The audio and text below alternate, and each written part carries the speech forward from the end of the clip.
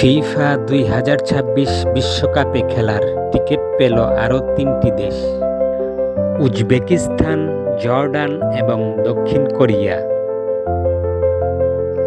এই নিয়ে ৪৮ দেশের মধ্যে ১০টি দেশ তাদের বিশ্বকাপ নিশ্চিত করল। স্বাগতিক দেশ হিসেবে যুক্তরাষ্ট্র, মেক্সিকো এবং কানাডা। এশিয়ান অঞ্চল থেকে দক্ষিণ কোরিয়া, জাপান, ইরান, উজবেকিস্তান এবং জর্ডান। ওশেনিয়া অঞ্চল থেকে নিউজিল্যান্ড। দক্ষিণ আমেরিকা অঞ্চল থেকে একমাত্র আর্জেন্টিনা। উজবেকিস্তান এবং জর্ডানের জন্য এক ঐতিহাসিক মুহূর্ত।